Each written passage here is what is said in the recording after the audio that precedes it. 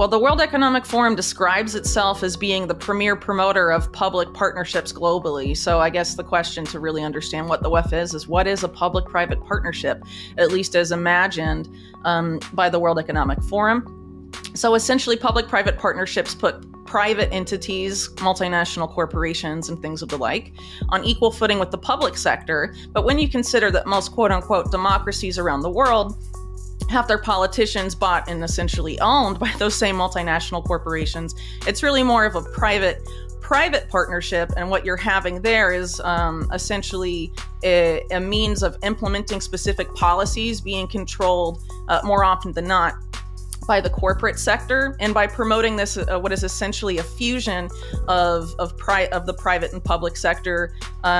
What is essentially being enacted here, it has historically been defined as corporatism, which, if people remember back, Benito Mussolini, for example, defined his particular brand of fascism in the early and mid 20th century as corporatism, a merging of private and public power.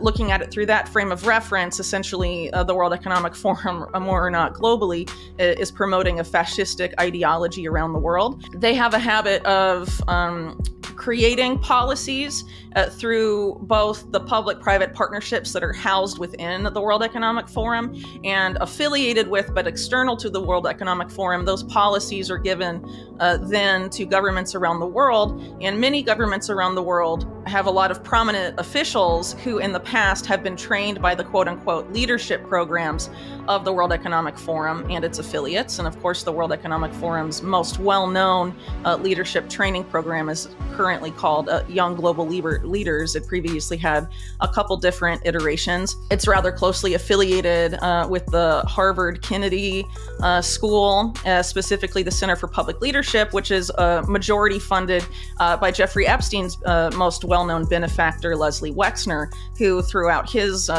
decades of quote-unquote philanthropy has been focused on developing leaders around the world, specifically in the Israeli government. And as I've noted in my work, Leslie Wexner and Epstein had pretty significant ties to Israeli intelligence. So in addition to that, the World Economic Forum, in addition to this of promoting public-private partnership and setting policy, is also a major promoter of what's called the Fourth Industrial Revolution, which we can talk about a little bit later.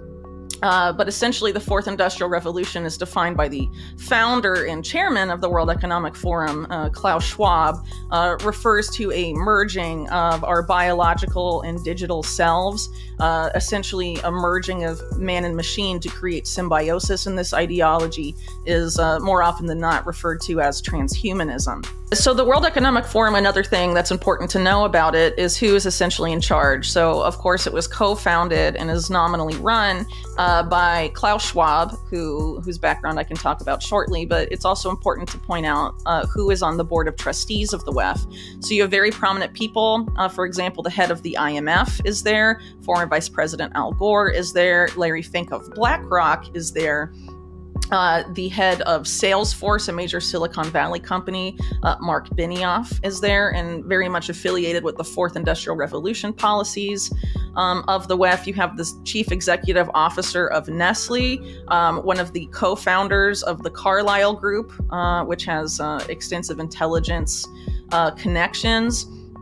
In other various big tech companies, governments, and essentially a major representation of the multinational corporate world. And so these are the people that are essentially driving this public partnership model around the world, and they have very specific policy agendas that, again, the WEF drafts policy papers and white papers, and these are sent and then implemented by governments around the world. In 2019, the World Economic Forum entered into a strategic alliance with the United Nations with the idea of having the United Nations essentially use public-private partnerships as the model for nearly all policies that it implements, most specifically the implementation of the 17 Sustainable Development Goals, or SDGs, sometimes referred to as Agenda 2030.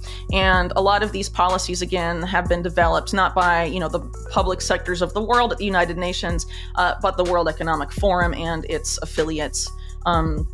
So that being said, it's worth pointing out that in the late 90s, at the World Economic Forum annual meeting, the then head of the UN, Kofi Annan, essentially said that the World Economic Forum had been in part responsible for what he referred to as a quiet or silent revolution at the UN, where the UN, instead of championing the public sectors of the world, which is how most people think of the UN, they would instead begin to prioritize the needs of the businesses of the world, so multinational corporations and whatnot. So over the past several decades, with the World Economic Forum being a major part of this, the United Nations has been pushed to essentially prioritize corporate needs over public needs. And this again shows quite clearly the corrupting influence of public-private partnerships and their effects on our society.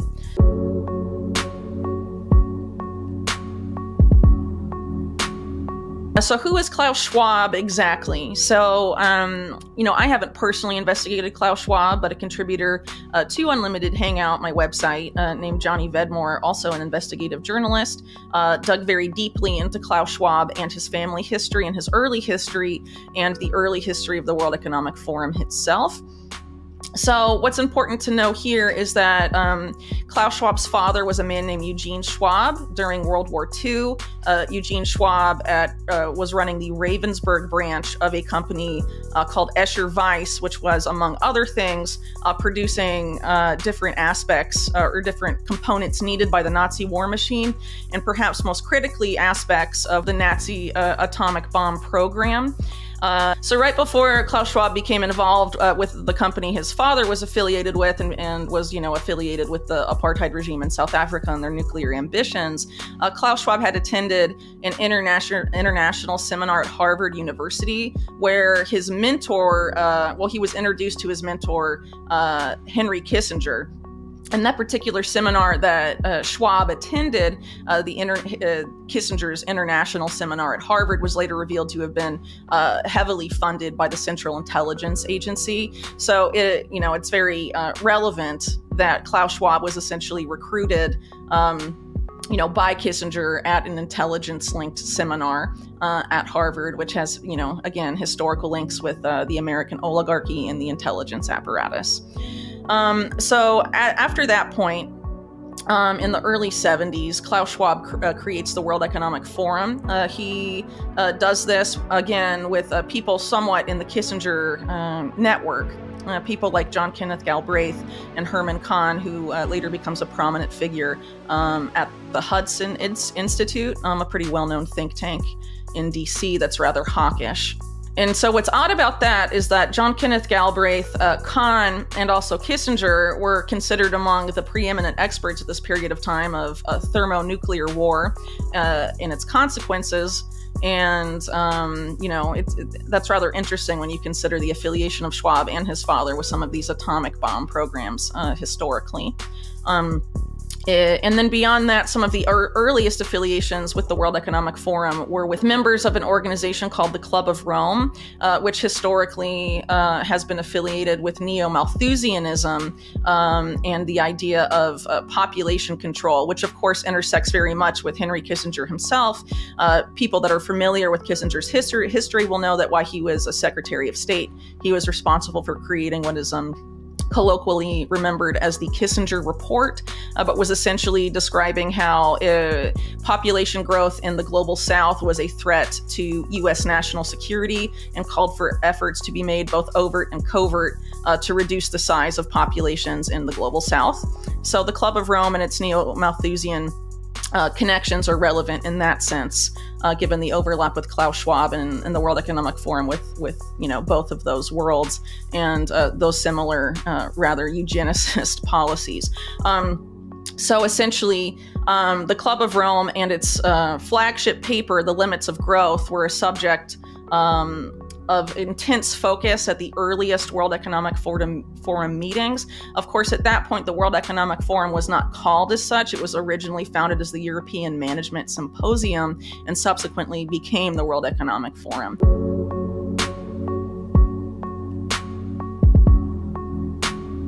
So there's a couple different definitions of transhumanism, but I think the most important is from its earliest uses, because you can see essentially the ideologies that it came out of.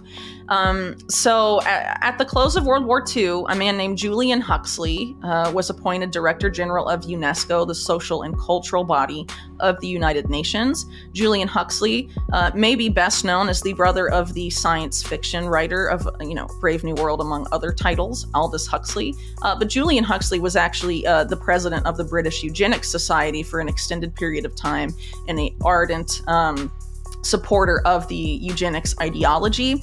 And this is reflected in one of the first documents he wrote in his position at UNESCO, charting his vision for the UN agency, where he essentially said, and I'm paraphrasing, but he said, we need to make the unthinkable thinkable again with regards to eugenics, which is quite a startling statement to make, so close to the conclusion of the Second World War. Roughly a decade later, Julian Huxley writes a book called New Bottles for New Wine, and within that book coins the term transhumanism, where he essentially states that the eugenics ideal of yesteryear has evolved as a consequence of advances and projected advances in technology, and that the new eugenics is the merging of man and machine, gene editing in vivo, and some of these other brave new technologies, right? So essentially transhumanism ever since then has picked up steam. A lot of its supporters are people that historically have had ties to the eugenics movement. For example, the Rockefeller Foundation is a really good example of that. And again, you have the association of the World Economic Forum and Klaus Schwab from the 70s on with the neo-Malthusian outlet, the Club of Rome. And Schwab, of course, is one of the biggest promoters globally of what he refers to, and I think he actually coined the term, the Fourth Industrial Revolution, which is essentially about human-machine symbiosis and what this means for industry.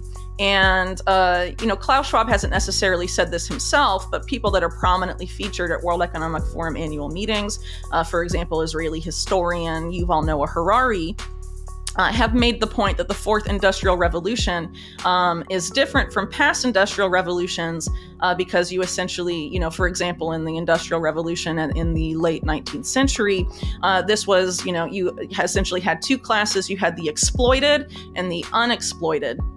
And he says, in contrast now, the Fourth Industrial Revolution will mean that the classes instead will be the unexploited, the exploited, and the irrelevant. And he argues that it's much better to be exploited than irrelevant. And then, of course, in this scenario, the unexploited would be the oligarchs of society. And he's essentially admitting that the Fourth Industrial Revolution is essentially a recipe for neo-feudalism, but one that's managed by extremely invasive and advanced technology. Other things that Klaus Schwab has said about the Fourth Industrial Revolution, the way he defines it is that it's a merging of our physical and biological selves. So a lot of this involves technology that is either worn on the body, such as wearables, or things implanted in the body, such as these brain chips that are being manufactured by various companies, but the most well-known is probably Elon Musk's Neuralink. And a lot of this technology, specifically the brain-machine interfaces, are promoted as, helping the blind see again and people that are paralyzed be able to walk again. And it may restore functionality in those cases, but it's quite clear from Neuralink, the World Economic Forum, and other groups that are supportive of this technology that the idea is to have it be widely commercialized and essentially become what the smartphone is for society today, have it become normalized and used rather extensively. And what's concerning about this is, again, I'm going to refer back to statements made by Yuval Noah Harari at World Economic Forum meetings. He essentially says the point that technology gets into your body and is capable of surveilling your thoughts is the line that the world crosses into what he refers to as a digital dictatorship, where the leadership will be able to know what you really think about them and what you really think about issues. And if you don't agree, to use his words, you'll end up in the gulag the next morning, even if you externally are acting like you're supportive of the state line and things like this. So, this is a recipe for disasters, particularly in the wrong hands. And in Harari's speeches at the World Economic Forum, he's imploring the people at that meeting, which is, the essentially a meeting of the oligarchies of around the world to take this technology in their hands and use it for their benefit, not necessarily the public's benefit. So this is definitely something that should be watched very closely.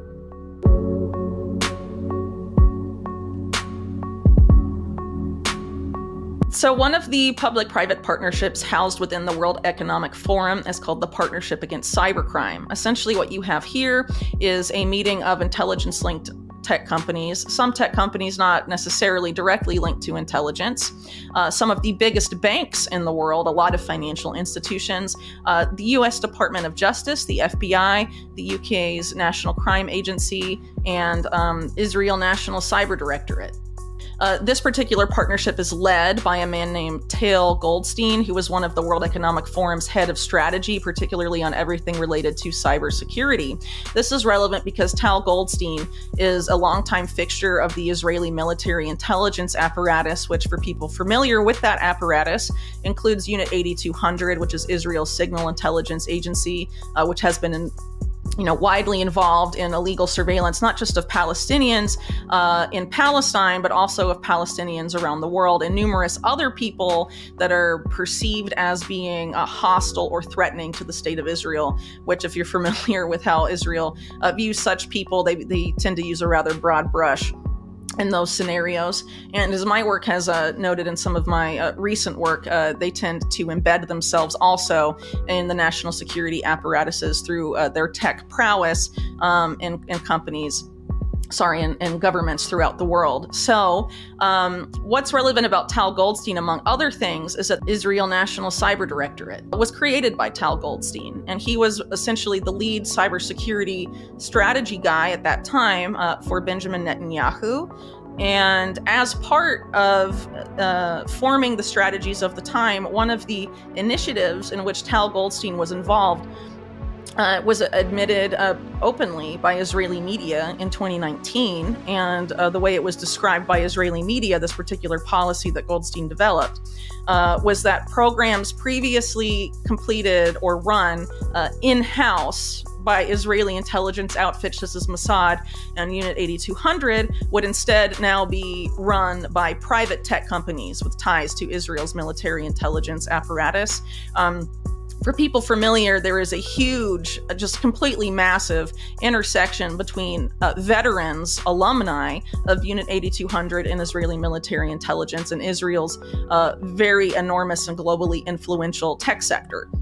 So essentially, what you have is the architect of a policy that turns the lion's share of Israel's private tech industry as a front for Israeli intelligence is now the person that's running the most influential public-private partnership at the World Economic Forum for cybersecurity, with a bunch of private companies and some intelligence agencies. For example, the FBI, the UK, and Israeli intelligence are directly affiliated with the Partnership Against Cybercrime. So what does the Partnership Against Cybercrime aim to do? Well, several things, but one of their policies that they promote is completely astounding in the worst sense possible, because essentially they argue that there's only a few key ways to stop cybercrime per this group, this public-private partnership. One of those is to eliminate online anonymity completely, which would lead to the complete surveillance of the internet activity of any and everyone. The second is a merging of Wall Street regulators and intelligence agencies, and they say this is a way to prevent cybercrime in the financial sector. But obviously it's of great benefit to Wall Street and intelligence agencies. For example, in the US, if you go back far enough to the creation of the US national security state and entities like the CIA and its precursor, the Office of Strategic Services, what you will find is that Wall Street is ever present there, and a lot of early, influential figures in the early national security state of the U.S. were Wall Street lawyers or otherwise deeply affiliated with Wall Street. And so you can make a very convincing case that the intelligence agencies of the U.S. and Wall Street have been linked since the intelligence apparatus's inception in the United States. And then it would go further by merging that power nexus with, banking regulators. It's a recipe for disaster for people that think there should be a legitimate oversight of intelligence agencies and Wall Street.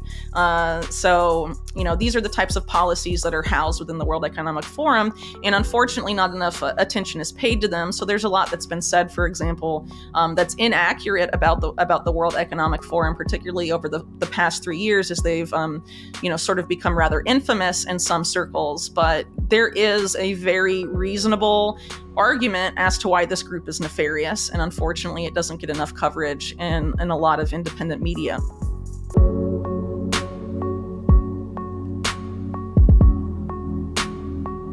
So what are the implications of these policies that are being promoted by the World Economic Forum as it relates to mass surveillance? Well, we've seen mass surveillance being used in the US and also Israel and other countries as an effort to monitor dissent, and of course, that relates to an effort to stamp out dissent in many such cases. And a lot of this is being done jointly by, the Israeli tech sector in Silicon Valley based in the United States.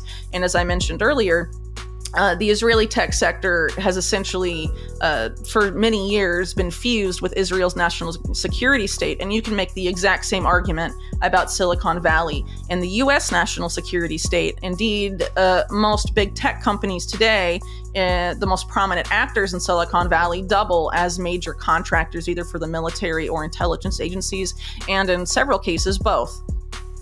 And so a lot of the data that is being sucked up by those companies is invariably passed off to our national security agencies. And there's a lot of collaboration, not just now, but historically, between the US and Israel, and also the UK for that specific purpose. And ultimately, what we see is an effort to profile people, to decide who is a potential threat to the state and who is not, to monitor what is being said online, among other things. There's an effort both in the US and the UK to sort of introduce what has been euphemistically called predictive policing, which is essentially pre-crime. And the idea is that artificial intelligence algorithms, of course owned by specific companies, will enter into a contractual relationship with the national security states. And then that AI algorithm will use a lot of the data sucked up from your internet activity by big tech and related companies to profile you and decide if you may commit some sort of crime in the future. This was pitched by people like Jared Kushner during the Trump administration as something called HARPA, a health DARPA equivalent. And it was actually, that agency was actually created under the Biden administration, not the Trump administration, but they instead called it ARPA-H as opposed to HARPA, to try and distance the two initiatives from each other. But they have the same architects, and it's essentially the same program. And one of the flagship programs of the HARPA model it's an acronym, Safe Homes. I can't remember exactly the full name of the acronym right now. But the goal of that program was to monitor American social media activity for what they referred to as early signs of neuropsychiatric violence, to stop violent acts before they can happen. It's essentially predictive policing, which was used by companies, for example, like Palantir, which are very much tied to the CIA and have had an outsized role in both the US and UK in recent years as it relates to data mining. For example, the NHS has a massive partnership with Palantir, as does the US's HHS. And in the United States, Palantir is a contractor to, I believe, all 18 US intelligence agencies. And Palantir, in addition to their predictive policing, which was piloted, I believe, in New Orleans, and was rather racially biased and became under heavy criticism for that, is one of the main organs of the U.S. national security state in profiling who is a perceived dissident and who is not. So essentially, this ultimately rolls into a much broader war on dissent, which is being incubated by the national security states of the US, the UK, and Israel, and I would assume other countries as well. But when you're looking at the connections of that particular agenda to the World Economic Forum and some of these other entities, that it's very clear that there's an effort to exert domestic control by those specific countries in unison with this type of technology. So this idea of taking surveillance, instead of just having it be external surveillance, as his surveillance has been up to this point, into the body, is something that's been heavily promoted by the World Economic Forum and discussed. And this was also seen in their most recent annual meeting earlier this year, where there was, for example, a panel that talked about the future of brain transparency and how by using wireless earbuds and other technology that is worn on the body already widely in use, different entities, of course, intelligence agencies, big tech, and other affiliated groups have access to data that can be used to read and interpret your brain state and what are the implications of this. And at that particular meeting, they argue that such advances in technology can be used for many purposes, including fighting crime. So when you factor in this particular predictive policing aspect in the fusion between big tech and national security agencies, I mean, this is just a total recipe for disaster. And if we invite surveillance onto and into our bodies, we are crossing a red line into a tech-fueled dystopia. As they've essentially admitted at World Economic Forum meetings, would result in a digital dictatorship that, once implemented, will be almost impossible to escape from. So it's really incumbent on us to educate ourselves about these initiatives, how these types of policies are advancing in our particular countries and regions and localities, and explore different ways about how to stop them. But of course, the most obvious way to stop it would to not be comply or utilize these technologies that can be used to surveil on you in these ways. You know, a lot of this technology is marketed as convenient, right? And some of it may be convenient, but there's different things you can do, maybe walking back some of, your use of some of these more advanced technologies to things that work just as well, but, don't try and surveil your brain state and things like that, because the more of us that don't comply, the less successful this agenda will be.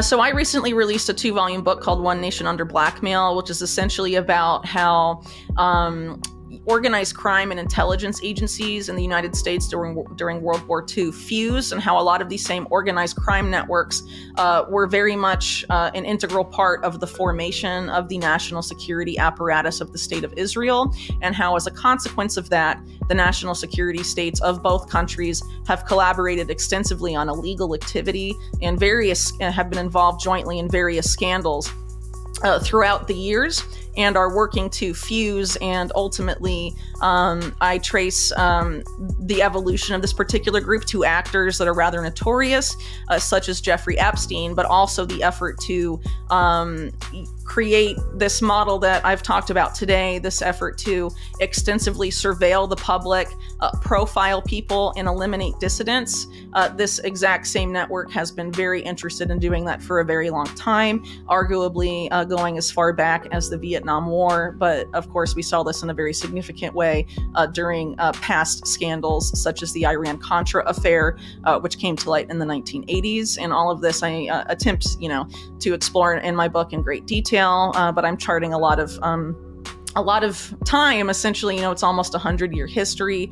But what I'm trying to do is delve a lot into the intelligence links of Jeffrey Epstein, trying to help people make sense of them and the Maxwell family and their activities. And one of my findings is that the Maxwells, as well as Epstein, were very much involved with the Israeli tech sector, as well as the Silicon Valley in the United States, and a lot of the most prominent heads of Silicon Valley. And ultimately what this means for a lot of the things that we've talked about earlier today, you essentially have Jeffrey Epstein, right, who was involved in sexual blackmail to a significant degree, being involved in that, and also the rise of big tech to a significant extent, which has been surveilling us. And a lot of that electronic surveillance can easily be used as blackmail, making the sex blackmail practiced by Jeffrey Epstein and Ghislaine Maxwell essentially irrelevant in today's world. And I discuss some of the implications of that, and how companies like Palantir, for example, fit in with the Maxwell family. Some pretty surprising ties to be discovered there. Among other things, of course. So For anyone interested in these types of topics, I definitely recommend taking a look. So there's an in-print version. It's a 2-volume book. There's an ebook version, of course, and also forthcoming an audiobook version of both books.